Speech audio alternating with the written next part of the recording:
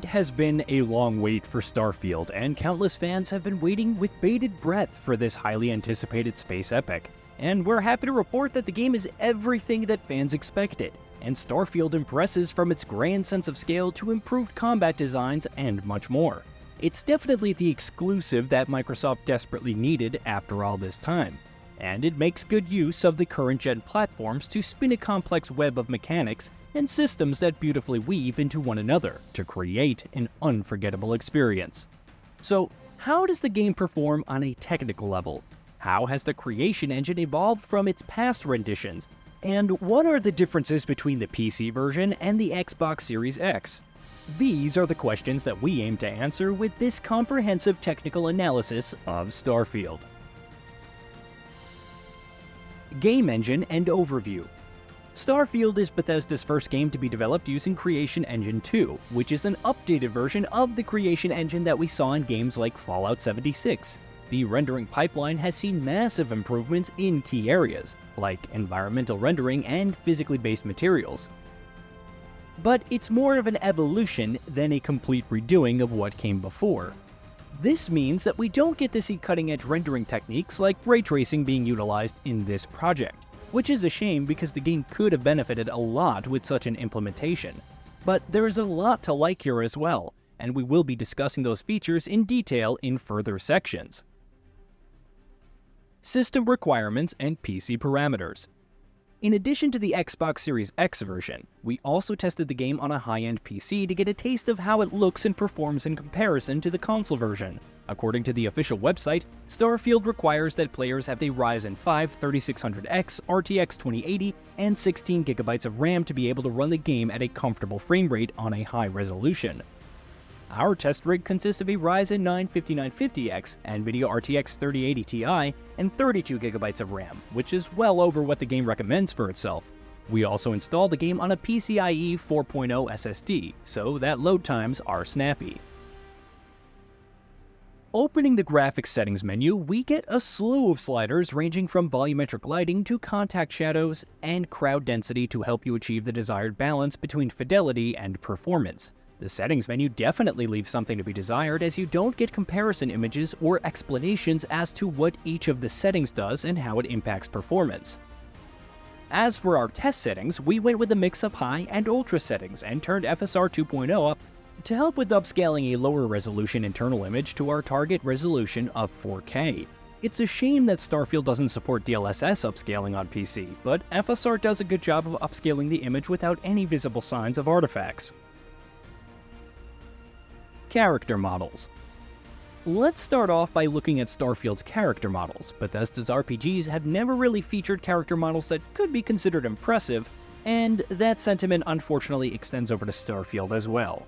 Not to say that there aren't any improvements either, but the end result isn't anything that screams next-gen. The skin meshes definitely have a lot more detail than something like Fallout 76, and the physically based materials used in the clothes also look a lot better than prior renditions of the Creation Engine. Fidelity levels also vary from model to model, and characters that are crucial to the story obviously look better than random NPCs that you would find just during your travels. Facial animations are still powered by automation, which means that facial expressions can vary wildly from somewhat believable to downright hilarious at times. While one would say that it's a natural compromise for a game of this scale, Starfield's primitive approach to facial animation leaves a lot to be desired despite it being markedly improved from what came before. Lighting, reflections, and shadows. As for lighting, Starfield uses a unique real-time global illumination solution to light up the many environments that come together to create this gargantuan open world. The game doesn't feature any form of ray tracing, so the global illumination is most likely a probe-based solution. The end result isn't the most accurate, but it works well for the most part, and the GI solution performs decently across a wide range of scenarios for both direct and indirect light sources. The same story of using last-gen techniques continues over to the reflections as well, which look to be of the screen space kind. Reflections seem to be running at a fraction of the screen resolution and update with each frame to align with the player's perspective. Reflections on surfaces like tables and windows don't reflect the NPCs in the environment, which can look pretty weird when you zoom in and see the details. As for the shadows, we get to see some really crisp shadows on not only the PC version, but also the console counterparts. There are some artifacts present around shadow maps cast from fine objects like grass, but on the whole, it looks really good. In addition to this, Starfield casts shadow maps for distant objects as well, which helps in giving the open world a consistent look and feel. Environments. Switching gears over to the environment, Starfield presents a vast number of locales that each look differently from one another. The asset quality has seen a lot of improvements, and the terrain textures generally look really good. Whether you're skirting along giant rocks in outer space or exploring a distant planet, the terrain features some impressive geometric complexity that comes together to create a visually pleasing image of outdoor environments. Of course, it also helps that this space is filled with all sorts of interesting structures and trees which make for a living and breathing world.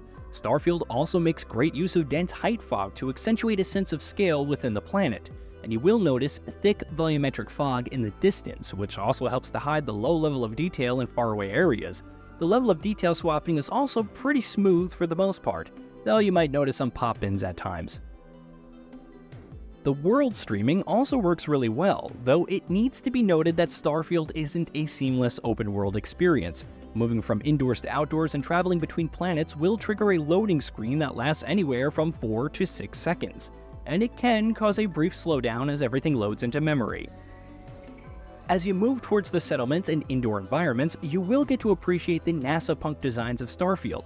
Everything from the architecture of settlements to the high-tech gadgets all around to even the clothing strikes a great balance between realism and sci-fi fantasy. And it's all brought to life by some great use of physically based materials. Most of the world and structures are made up of rough surfaces that reflect little light into the surroundings, which gives these environments a sort of flat look. But the gorgeous art direction and smart use of colors ensures that the flat look isn't a boring one. Instead, it results in a distinct visual tone that slowly grows on the player. Animations. Whether you're slashing your way through skeletons in Skyrim or fighting mutants in the post-apocalyptic world of Fallout, the animations in Bethesda games always tend to be stiff with heavy movements that aren't the most responsive. Starfield takes some big strides in this department, which results in a far more enjoyable combat experience this time around. Animations are snappy, and player movements are precise and responsive, whether you play in first-person perspective or third-person. It's a big improvement over past releases from this developer. You can also use a jetpack to leap up in the air and take out enemies from afar, and it all works really smoothly. Guns also pack the right amount of punch, and each shot from your weapon is accompanied by generous amounts of visual feedback. Post-processing. Switching over to the post-processing side of things, Starfield uses motion blur to make its action feel more cinematic, though you can turn off this feature in the option menu. The motion blur is of the per pixel kind, and it looks really good in action. Conversations with quest givers also give us a good look at the depth of field implementation, which is appropriately high quality and shows little to no signs of artifacts along the edges. Volumetric fog is also an important part of Starfield's presentation, and as mentioned previously as well, you will get to see a generous amount of volumetric fog throughout its planets and settlements. These volumetric meshes also diffuse light out into the surroundings, and they add an element of richness to the many environments. We also get to see alpha particles used to great effect in not only explosions, but also during gunfights that involve energy beam weapons. Xbox Series X parameters and comparison to PC version. The Xbox Series X version offers no choices in terms of graphical modes. The default mode locks the frame rate to 30 FPS and outputs a 4K image, and there are no additional performance modes to speak of. Starfield is a vast game with plenty of moving parts that can eat up CPU resources, so it's no surprise that consoles don't get a 60 FPS option with this release. That said, Starfield could have gone for a 40 FPS performance mode for 120Hz displays, but that's just sadly not the case. As for the differences between the Xbox Series X version and our mostly maxed out PC version, we were hard-pressed to find any noticeable changes. A ton of what makes Starfield's look so distinct is the superb art direction, and that obviously is retained across both versions alongside the rendering techniques used to bring that vision to life. That said, there are a few differences that eagle-eyed players might be able to make out. ranging from better distant detail to denser skin meshes on the PC versions. Image quality is definitely one of the biggest differences between the two.